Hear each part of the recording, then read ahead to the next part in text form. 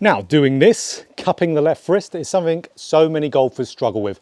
Results in slices, results in adding loft, weak shots, awful. But the reason why so many of you struggle with it is because of these 4 things. And if you haven't fixed these 4 things, it's very unlikely that you're going to be able to achieve that nice flat left wrist for them straighter and longer and more compressed golf shots. Now, before we dive into those 4 main reasons, like we just said in the intro there, why we want to fix that cupped left wrist is because of what happens to the ball. You'll hit it very slicey for most golfers, like you're seeing with my friend do here, slicing it off the planet. But we also won't get the most out of our distance, because when we have that left wrist cupped, we will be adding loft into the golf shot if we have a standard grip. So we're going to hit it weaker, lofting up, let's say an 8-iron to around about a 9-iron and hitting it right. It's not going to be good. And we can also easily fat the golf ball with the club prematurely reaching the ground. So that's why we would want to fix it, to get rid of those bad areas and make it more consistent.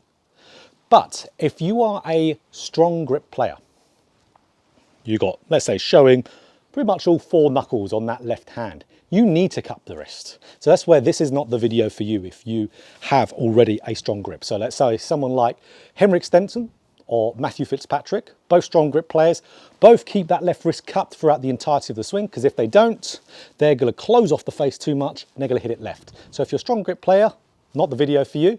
Let's get into the 4 main reasons of why you cup. Number 1, your setup.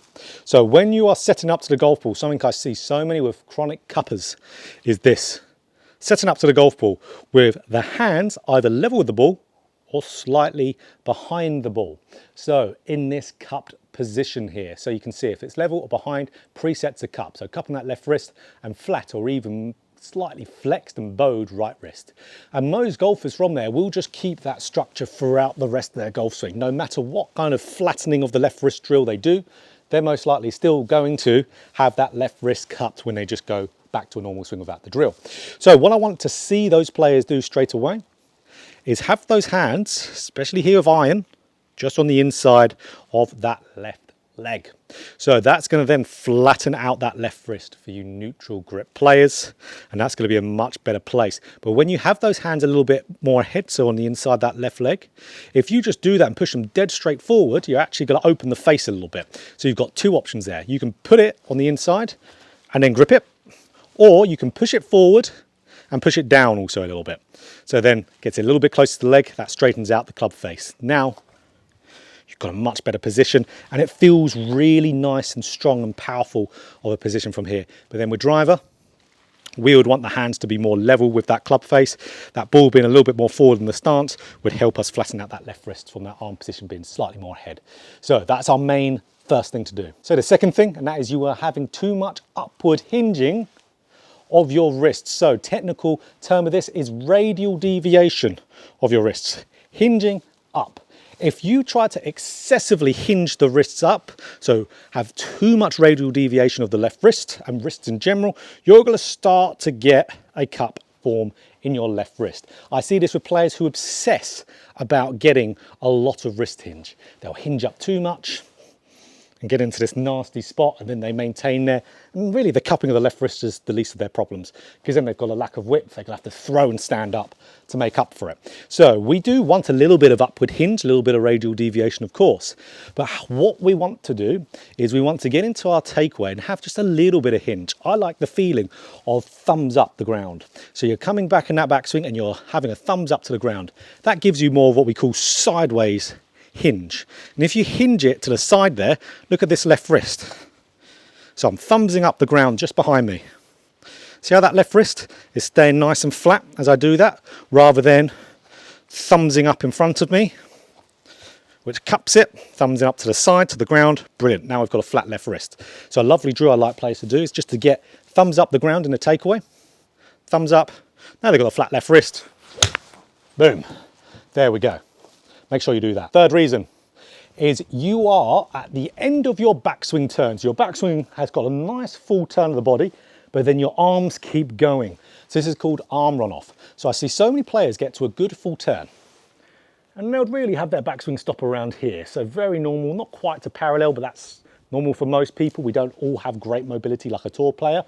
But then most players will be convinced, okay, I need to get that club up to parallel. Their body can't keep turning. They've run out their range of motion to do it functionally. So their arms keep going. And when your arms keep going after you've completed your turn, a lot of players will start to lose arm structure. Quite often they'll overly flex the trail arm, and quite often they'll independently start moving the wrists to get the club to travel up more for their intent, which will then cup that left wrist. So we don't want the arms to travel more than what the body has turned. We want the arms to stop when the body stops turning for good sequencing. So as soon as that body completes its turn, the arms stop. That will fix so many players cupping of the left wrist. So body rotation stops, arm stop. A drill for that. Really cool one, this. Grab a stick, put it underneath your right arm, so you've got a lot of it coming out in front of you, and this will physically stop your arms from traveling up too much after your body stops turning. The only way you can complete a turn and a good length backswing there is getting good body rotation, because if you push too much up with your arms, it's going to push this into your face. So as soon as you feel your left arm touch that, start your downswing. That's going to keep that left wrist nicely flat and not cupping. Fourth reason I see players cup that left wrist is how they're starting their downswing. They're getting up to top, everything might be all well and good, and then they start the downswing via pulling the hands and arms dead straight down. And that puts a force on the wrist, which will then end up cupping it. So more of a very downward hand pass will cup that left wrist, and that's really by aggressively pulling down. I know a lot of players are trying to do that via getting the club in the slot. Getting the club in the slot is referring to shallowing the club, which is the center of mass going behind. Shallowing and pulling down the hands and arms don't go together. So that's where pulling down the shaft causes a cup in the left wrist, which cupping the left wrist in transition causes the shaft to stand up. So we don't want to do that. We want the hands going down, absolutely. The ball's on the ground, they have to move down. But they need to go outwards as well. So if we leave the hands and arms up at the top, this is what we want to do, and let that body, with that body separation, that, of course I've got so many videos about on my channel, the left hip going back, letting the upper body stay where it is with the arms, that gives good shallowing, lets the hands go down, but they also go a little bit out in front of us. What do we hear tour players say all the time? I want to get the arms more in front so my body can use them better. Exactly it. So a good drill to do for this, to let the arms go a little bit out and down. Same thing as the last one. Get a stick, put it underneath your right arm.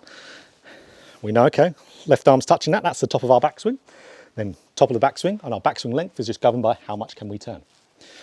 Now, as we start to move down, left arm stays attached to the stick, and then we turn through. So we want that left arm to stay attached to that stick all the way until about impact. It will naturally fall away from it.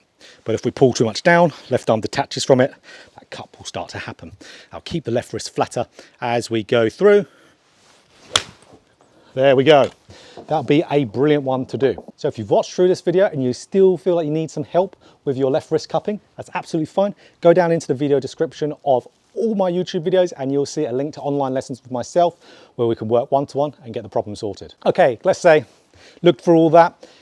Absolutely, you know one of those might be your problem, but you say, just give me a drill to get my left wrist flatter. Okay, we'll do that. So, grab a glove. Now, I'm a player who doesn't really wear gloves, so this is a spare glove. Bear that in mind for when I put it on and what you're about to see. As you're going to see my thumb come through it a little bit. Again, I don't wear gloves. So that's why I don't wear gloves, because they split quite often on me. So, absolutely ignore that, but put a glove on, spare glove in my case. And now, get a tee, put the tee just in the front side of the glove, just like so. So, when you've got that tee in the glove, if you cup, it's going to jab into your forearm, it's going to be nasty.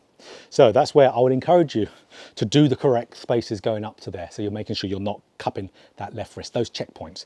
Now, once you've done those checkpoints, practicing a drill like this would be great. Just keep it flat on the wrist all the way through. If it cups, ouch. If it doesn't, you're all good. So keep that nicely flat on your wrist. Now you will feel it jab into you in that follow through. You will naturally have a little bit of left wrist extension in about shaft parallel to the ground post impact as the angles unload. They will always unload. You're not going to hold that off the whole way. You don't want to hold anything off in the golf swing. So that is where, keep this nice and flat. That's your drill that could actually give you the feedback. Let's do one here. Brilliant. If you can grind that out, but make sure you're hitting all those 4 points, it'd be very, very tough for you to end up cupping the left wrist. So if you enjoyed this video, click that like button. If you want more golf instruction, just like this, hit a subscribe button, hit a bell button too to be notified every time I put out a video.